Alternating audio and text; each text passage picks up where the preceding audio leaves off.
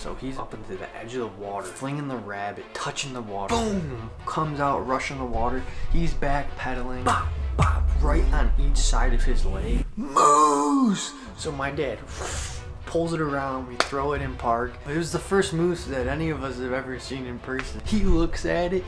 He picks away and jumps out of the way as the tree literally goes. We get down to our undies and we dive into that frozen water. Yo, what's going on, people? It is me, Noah, and we're gonna do a little bit of a solo Barczyk show today. And as you read in the title, it's gonna be some of my favorite or fond memories that came to mind that I want to share with you on little adventures with my dad. It has been a bit over a year now since he has passed away. I think about him all the time. My son's growing older. He's starting to say pop pop and all that fun stuff. So that brings up a lot of memories and emotions. So I wanted to share some of the good memories with you guys. I have two today that I'll be sharing, and then if you guys like this episode, I'll go through the archives of the old mine and make another one. Let's start out with what I believe came first, which was my 21st birthday trip. Now, my dad was awesome, and I can only hope to reach those awesome levels for my son as he grows older and my future kids. He really went all out with things. So my 21st birthday is coming up. What do? He's just like, we got to get you to Vegas on your 21st birthday. But we didn't just like buy a plane ticket and arrive at the airport on my birthday. No, we went out and we rented an entire RV camper, all in one. So if you were driving the car, you could see all the way back into the back bedroom, and walk back there if you wanted to. So that was really cool. And we started our trip in Michigan, drove all the way down south. Trying to think, we hooked it left. We didn't go into Florida. We hooked it left into Texas. So we went down, stopped in Texas, drove all the way across. But that's not the part that is my favorite memory. So it is actually when we drove into Yellowstone. I gotta look up where Yellowstone even is. It's either North or South Dakota. Well, I was way wrong. So literally in Wyoming. We went from Yellowstone to North and South Dakota to, we actually saw,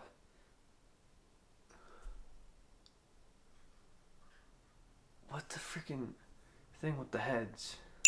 Whatever. We saw the present heads too. It's late at night. I'm blanking out.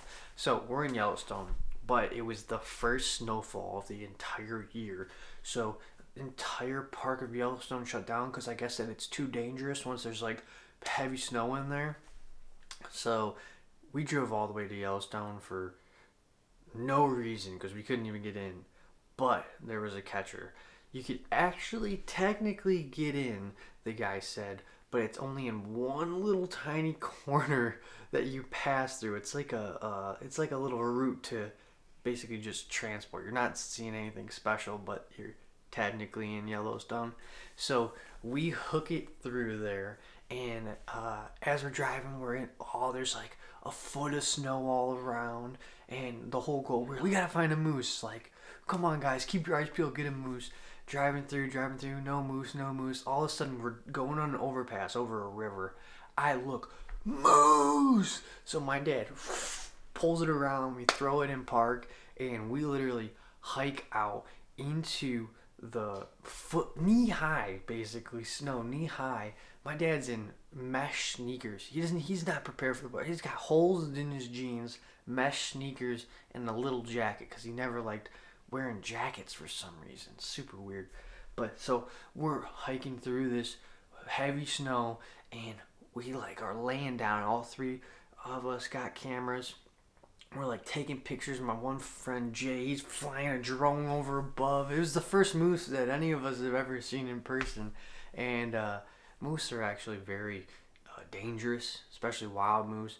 And we definitely pushing our luck with how close that we got, but hey, we made it out unscathed by the moose, and That was an amazing memory. That's not all that we did in Yellowstone. I'm telling you, Yellowstone was a bunch of fun. So as we're driving through out and around Yellowstone, we're like, well, we can't go through the park. We gotta waste some time. So we pull into like an old RV park, right? And we're not gonna spend the night there, but we asked, hey, can we just park here for a few hours and just enjoy like the scenery? It was beautiful, river flowing through on this nice mountainscape that was just gorgeous. So you're in, there's the water and then this beautiful mountain that you're just looking around, snow all around, the river's like icy and it's all cold. Me and my buddies, we got a slack line, so we're like, all right, let's find a couple trees that are nice separated apart. All right, strapping it together. So we got the tree all strapped up, we're slack lining on it. My dad has never slack lined before, so he comes over and he's like, let me try it out. Always adventurous, always wanting to try stuff. So he hops up on the slack line. He's actually just naturally good at everything, which was always just crazy. It didn't matter what that he tried or picked up. He was just good at it. And so he wasn't doing bad on the slack line, but then all of a sudden we hear the tree is coming down. The slack line connects to two trees and one of the trees was coming down. He looks at it, he picks away and jumps out of the way as the tree literally goes and smacks and hits the ground and he barely made it out. Oh my god. It was so funny. And he was so funny because he pops up, he's like, oh man, thank god I watched that History Channel show. I guess there was a show with like loggers on History or Discovery Channel, and he learned how to tell what direction the tree was falling so that he could avoid it. So that Discovery Channel show or History Channel show literally saved his life that day. But that's not all. This little stop at our trip had so many fun memories in it. And so obviously we're parked at this little RV park, just escaped death. And so we're chilling. And at this point, ice baths are like, this is 2021. So like, this is kind of like the start of the whole ice bath Wim Hof thing on like social media where it's just blowing up. So we're all Wim Hofed out and we're looking at this frozen river and my dad's like, all right, boys, who's diving in? So my dad, myself, and then Anthony. This is actually vlogged, by the way. This is on his channel.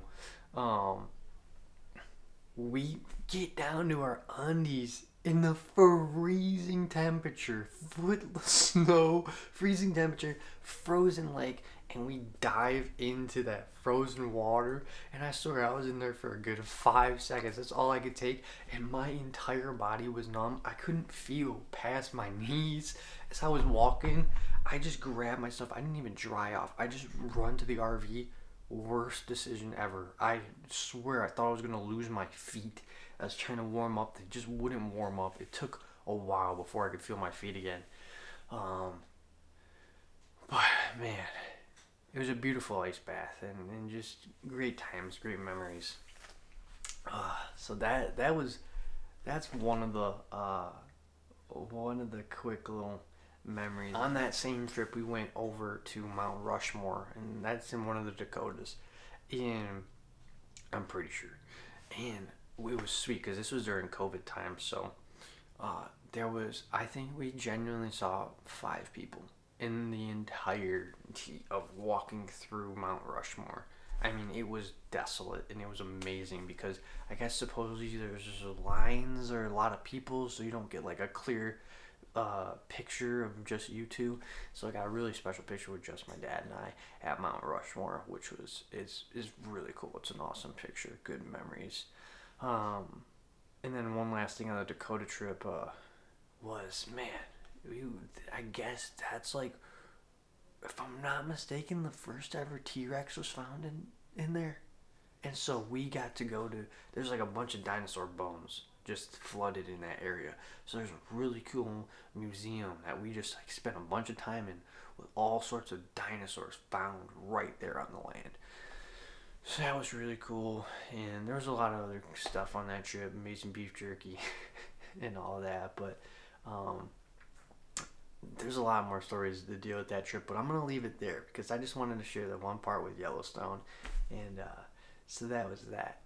And then one other story for you guys is that we drove down to Florida. So I worked for my dad hand in hand for about 7 years. So right out of high school, I graduated early. I was like a year ahead. So I graduated when I was 17, and I worked there till I was 24. So a good 7 years of working at with my dad, and we drove down to Florida more times than I could even count. But this one particular time, we go down and we're hanging out at Crocodile Kyle's place. Now, if you don't know Crocodile Kyle, he's got a really cool place with all sorts of like rare crocodiles and alligators and all that stuff. And it's like top of the line facility. It's like Jurassic Park in there. It's really cool. But this one day, I was feeling a little chesty, and my dad's going in to feed Nile crocodiles with bunny rabbits. And my dad's and I'm they didn't even offer. I'm like, I want to go in. My dad's like, you want to go in? I'm like, yeah, I want to go in. Let's go. So I guess we had to bleach our shoes, like the soles of our shoes, before we went in. I'm not even sure why, but that was like protocol. So we bleach our shoes, hop in there, and there's Nile crocodiles in there.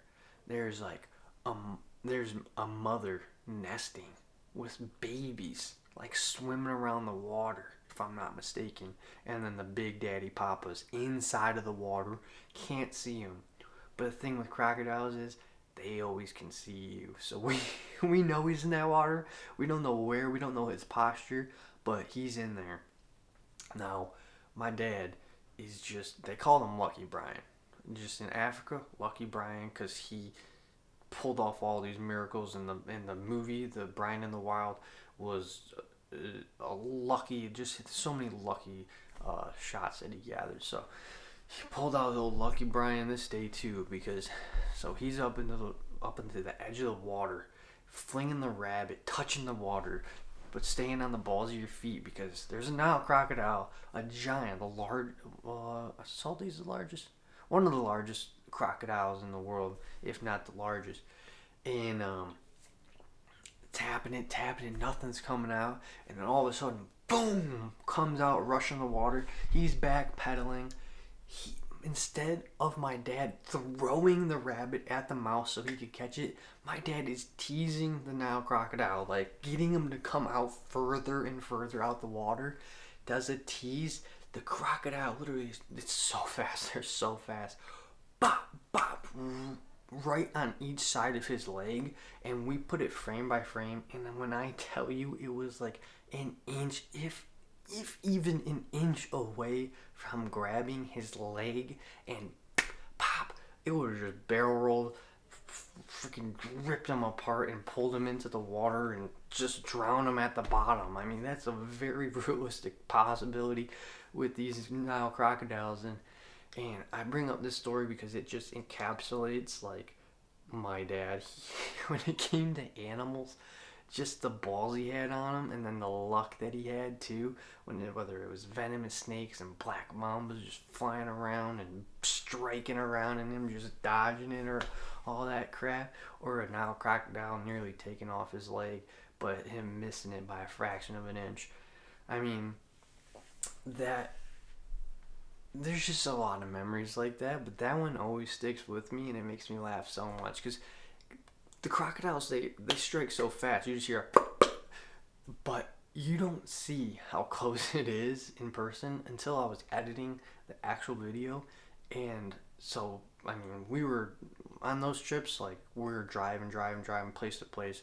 And so right when I got in the car, I plugged in the hard drive and started editing like right away.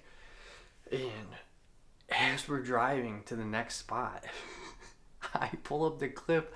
And that's when I found it this much. I literally pull out my headphones. I'm like, guys, you have to see this. I put it in the front seat, showing them. They're like, holy crap. Didn't realize how close that was.